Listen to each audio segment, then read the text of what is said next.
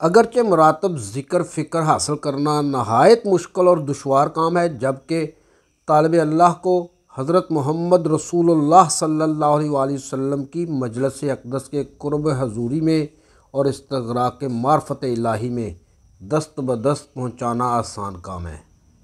تاہم جو طالب عالم فاضل حوصلے کا وسیع اور مستی اور ہوشیاری میں ہوشیار ہوتا ہے، وہی شرف ذات نور اور دیدار حضور کے لائق ہوتا ہے۔ بسم اللہ الرحمن الرحیم۔ السلام علیکم ورحمۃ اللہ وبرکاتہ۔ الصلاۃ والسلام علیک یا سیدی یا رسول اللہ وعلی آلک و صحابک یا سیدی یا حبیب اللہ۔ ناظرین و سامعین، حضرت سلطان باہو رحمۃ اللہ علیہ کی کتاب قرب دیدار کے پارٹ نمبر 5 کے ساتھ حاضر خدمت ہوں۔ آپ رحمۃ اللہ علیہ فرماتے ہیں، حواس جمیت طلب کن ذے فقر کہ در فقر اللہ نہاد این اثر۔ دیدار پروردگار سے مشرف ہونے کے لیے حواس جمیت یعنی حواس نور محض فقیر سے طلب کر، کیونکہ اللہ نے صرف فقیر فی اللہ فنا میں یہ تاثیر رکھی ہے۔ واضح ہو کہ جو کوئی اپنے آپ کو اسم اللہ ذات کے استغراق کے ذریعے عین راز یعنی عین ذات تک پہنچاتا ہے، اسے نہ حواس کی یاد رہتی ہے نہ ضرورت، تاہم راہ باطن میں کوئی خام ہے یا پختہ کامل ہے یا ناقص۔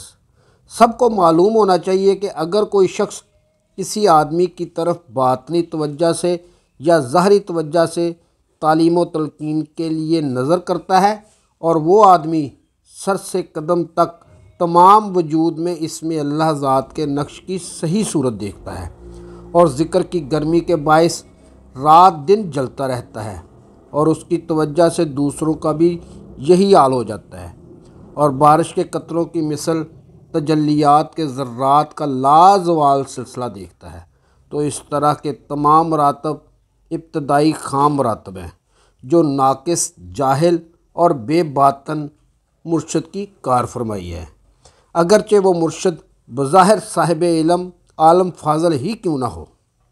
حضرت سلطان باہو رحمۃ اللہ علیہ فرماتے ہیں، ہر کے داند میں رسیدم دور تر این ہما خامی بتا سیرش نظر۔ جو کوئی یہ سمجھتا ہے کہ میں انتہا کو پہنچ گیا ہوں، یقیناً وہ دور تر ہے، اور یہ سب وہم و خیال اس کی خامی اور اس کی نظر کی کوتاہی ہے۔ آپ رحمۃ اللہ علیہ فرماتے ہیں، ہر کے واصل گشت با قربش حضور، قرب با قربش رساند ذات نور۔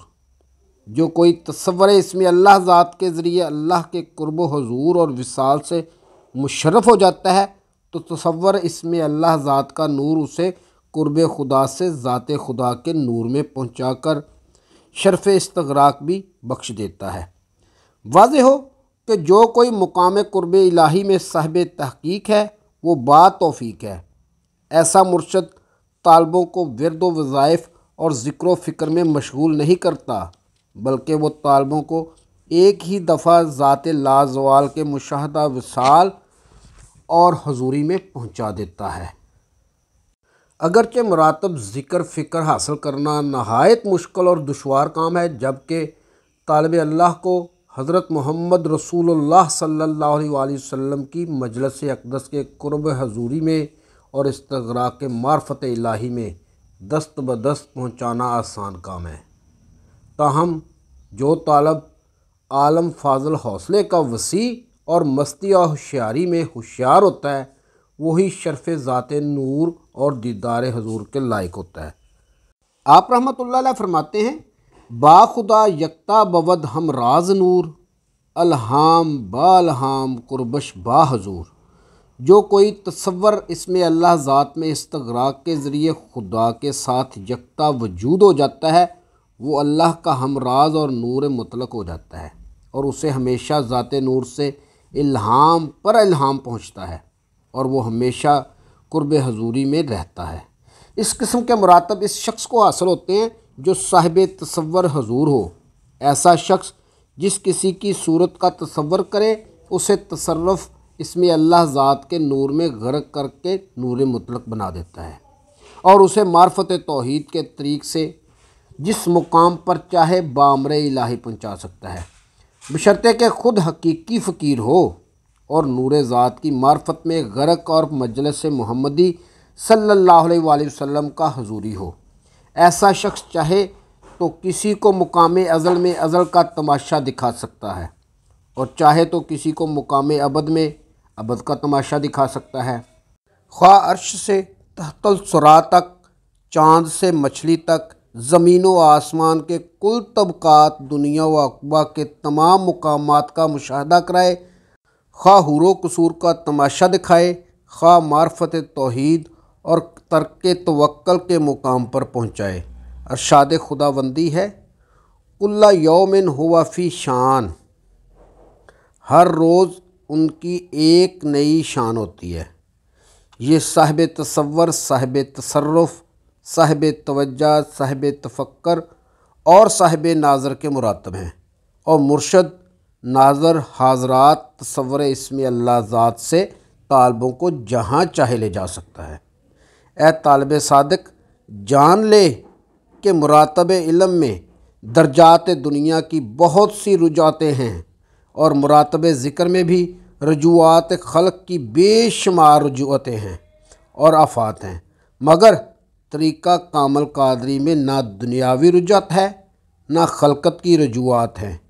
کامل قادری ابتدا و انتہا میں فنا فی اللہ ہوتا ہے، اسے لازوال فیض و برکات حاصل ہوتے ہیں، وہ ہمیشہ بامشاہدہ اور باوصال ہوتا ہے۔ طریقہ قادری میں کامل قادری کے خاص الخاص ذکر جہر اور کلمہ طیب کی ضرب و آواز سے سننے والے کو یکبارگی، معرفت الہی اور راز حاصل ہوتا ہے، اور کامل قادری کے خاص الخاص ذکر جہر اور کلمہ طیب کی آواز سے سننے والے میں درد، شوق اور نور پیدا ہوتا ہے۔